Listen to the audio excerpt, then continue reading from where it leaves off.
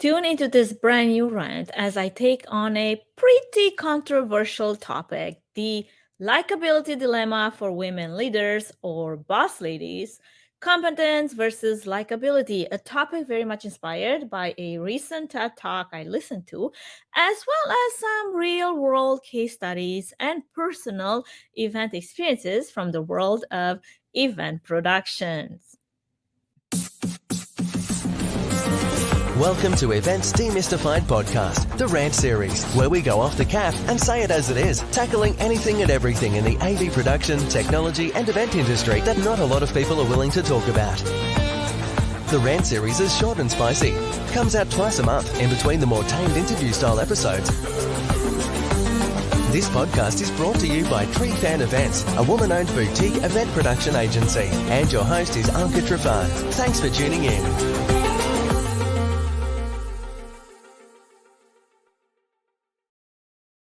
Well, hello, friends. Welcome to another rant. This episode is being recorded, as you can tell, in a different environment than all the other rants that you have listened to or watched via a video on Spotify, YouTube, and all the other platforms that play this podcast as a video cast.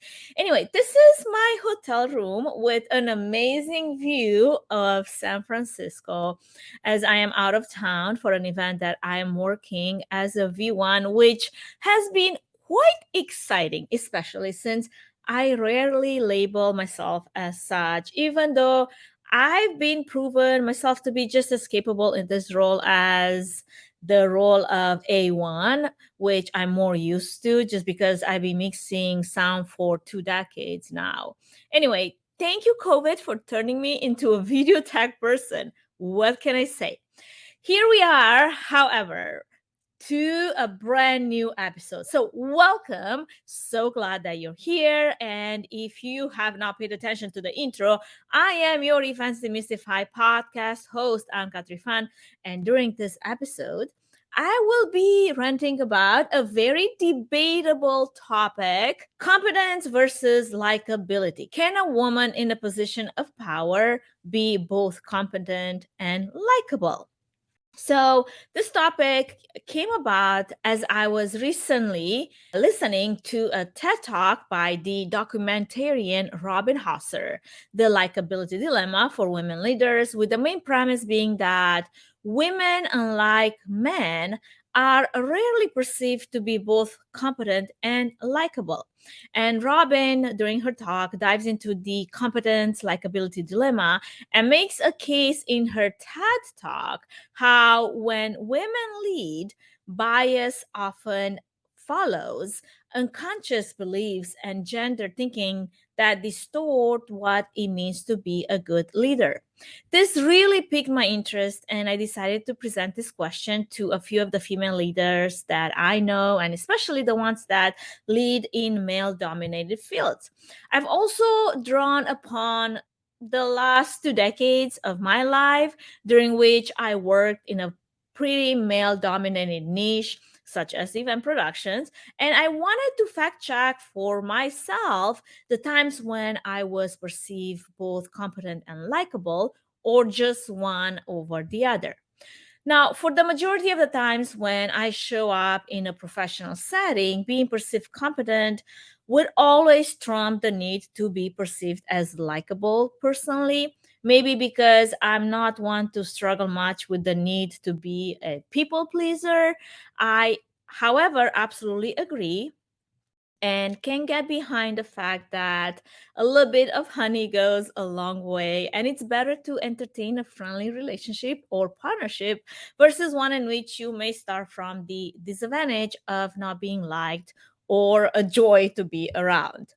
All that to say, having healthy boundaries and standing up for what I believe in and stand for in a kind but firm way is more important to me than bending to anyone else's beliefs for the sake of being perceived as easygoing and likable.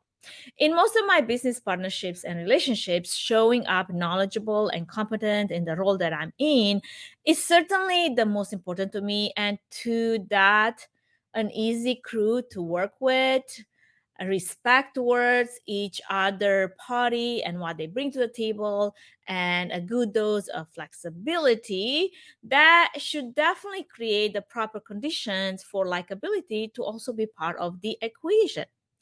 I'd much rather have fun, however, with my tech crew and the people that I work with than having to feel like I have to power struggle and power my way through each conversation and decision that needs to be made, which makes things so much harder and plain out not enjoyable. So, in most of my business and event related engagements, I have come across both competent and likable, or so I would like to personally believe. I would probably have heard back from the tech crew if that wasn't always the case, having worked with many of them for many years. I mean, I can certainly think of a few instances when maybe a certain personality rubbed me the wrong way and things just did not work out. I am very adaptable and I am a pretty understanding person and boss lady. But if your attitude is downright nasty, if you complain more than you do when you're in a position, or find every excuse in the book to get away from doing the task that you've been assigned and are being paid for, well, let's just say my patience is running dry super fast. Now, let me think of a situation in which I had to potentially downright pull rank and turn bitchy. Again, because at that moment, all my buttons were getting pushed, and that's never an ideal situation. What comes to mind is this super large conference in San Francisco. Again, I happen to be coming to San Francisco quite often for work.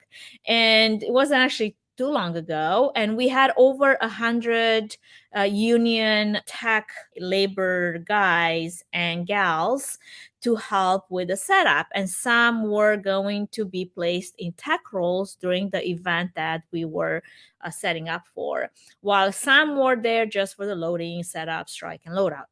As a technical lead in charge of the setup of several ballrooms for this large conference, I had a very clear understanding of what our priorities were, how we were going to perform the loading, the distribution of gear per room, labor roles, and all the technical setup diagrams and workflows. So I delegated rooms to a few union tech people to get the gear to based on the clearly laid out plan. The moment I finished talking, I kid you not, finished laying out the plan, one of the older union guys, probably in his 60s, decides he needs to overstep and basically repeat everything what I just said with just a few twists. So at this point, I'm like, do, do, do, do. I allowed him to finish, and by the time he was done, obviously my patience has already run it dry. And so I politely asked him who put him in charge and if he had a problem working under a woman, because if he did, the closest exit was in that direction and he was free to leave. Obviously, his jaw dropped, and because I dared to speak up straight up and stand for myself and plainly explain how things were going to be running. And I'm pretty sure that behind my back, he called me a bitch. I don't care. All I know is that I don't have bandwidth for drama on my shows. And if you're there to cause trouble and drama, you can pack your shit and leave. No offense and no feelings hurt. Anyway, by the end of that 3-day conference, I had all my techs come to me asking me for my phone number so we can keep in touch because they loved working with me. So, really, that one bad apple was not really defining the entire experience. And afterwards, I heard from some of the other leads how much they respected the fact that I stood up for myself. And I was like, oh, okay, well, it's just something that I guess I naturally do. Anyway, the older dude never asked for my number, and I'm pretty sure I would have not given it to him even if he asked. Another thing I've noticed with some of the older techs, particularly union and particularly guys, most of them were completely out of the loop when it came to hybrid event setups, virtual event technology, and the gear, the workflow, and that made them extremely insecure in their roles. And I kind of felt a little bit of empathy for that. And it certainly took a lot of teaching them on the job and learning on the fly to execute even the easiest task. And that is certainly something to be considered if you're an event planner, an event professional that is needing a lot of competent labor to execute the new breed of events that will always have some type of hybrid element mixed in the regular in-person AV production setup. The same guys that were very insecure about their own knowledge in these new roles they were placed in would be the first ones, I kid you not, to order the meek tech gals around, many of which were female. And I'm honestly very sensitive when it comes to any power play situation, and I will call it out every time if I see that happening.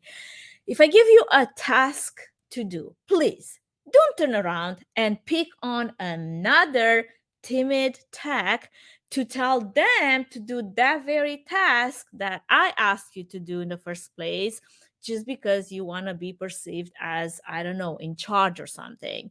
I will call you out right then and there, and I don't care how no likable I am going to be perceived because of it. So don't you do it if you end up on my show, okay? Also, I will remember next time to maybe not include you in my crew call list because I don't have time from BS and drama. Okay, obviously, this type of behavior gets me a little bit riled up.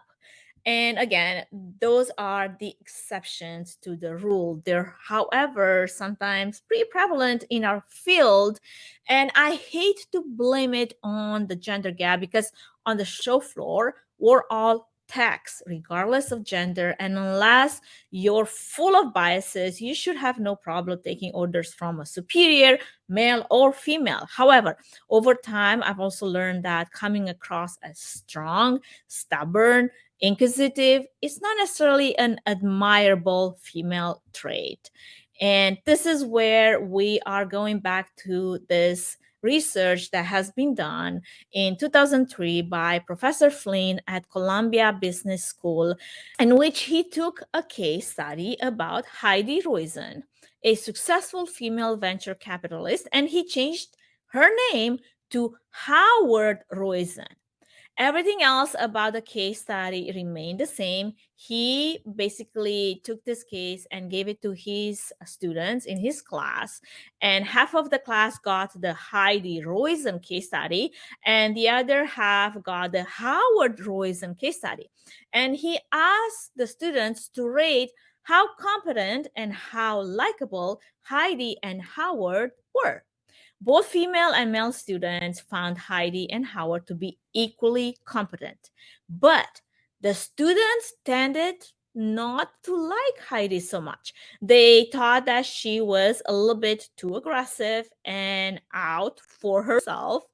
Neither female nor male students wanted to work for or hire Heidi, but they all thought Howard would make a great colleague. Why is that? Because in our society, women are penalized when we behave in ways that violate gender norms. Our gender stereotypes show up in ways in which women should be kind and nurturing and helpful and supportive and differential, while traditionally men are expected to be decisive, competent, assertive, and strong. So, this dilemma for women is that the qualities which we value in leadership, such as assertiveness and decisiveness, go against societal norms of what it is to be a likable woman in a position of power. Most of us are not aware of why we don't find strong women likable. There's just something about them that just bugs us. But deep inside, at the root of this is this unconscious bias.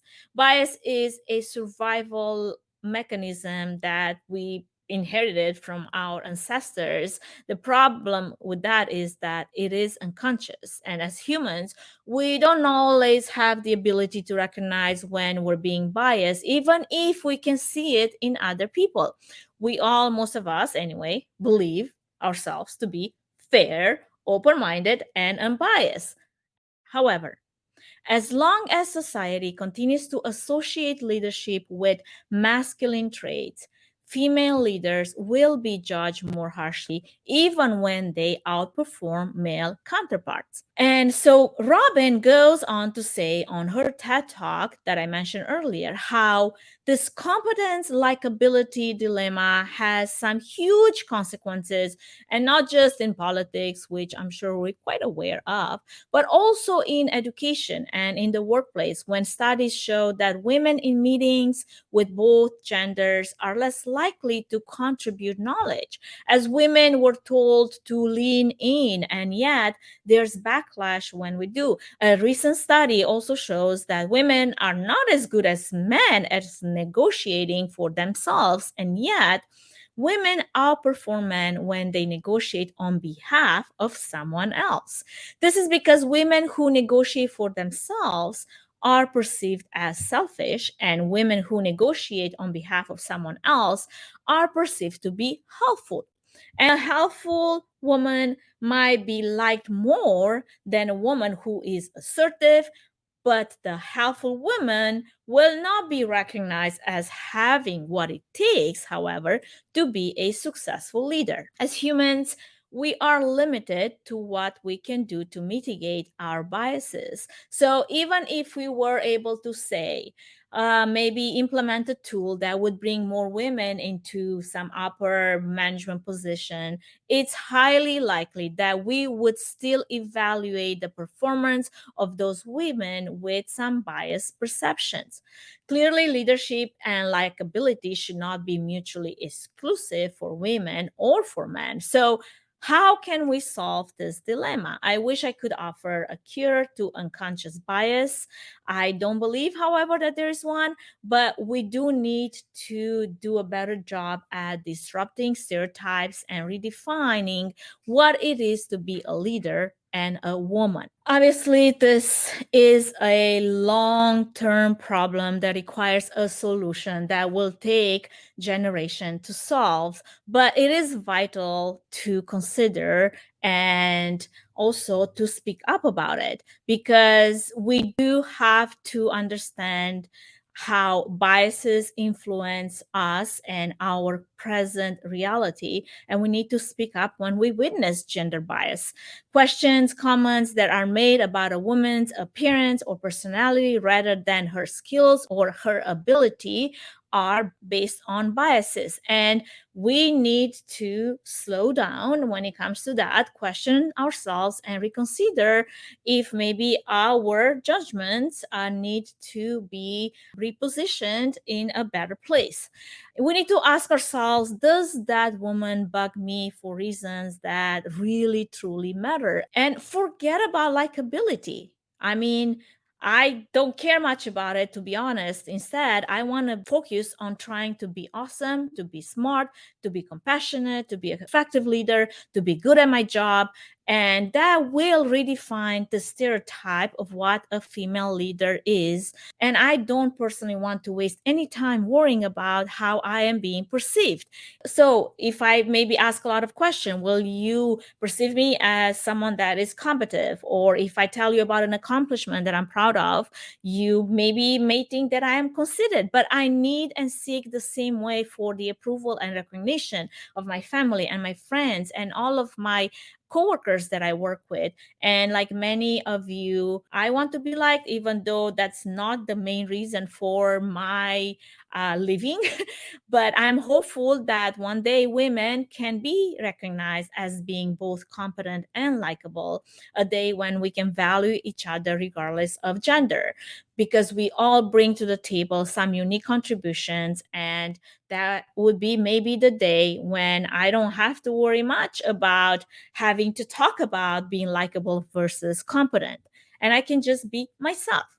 Anyway, this is the end of my TED Talk. Thank you for joining me. I hope you enjoyed this rant, and I hope that next time you see a competent woman in charge, you put aside your biases, and even if she comes on as strong, you will give her the benefit of the doubt that she is not a bitch, and choose to get to know her so you get to like her.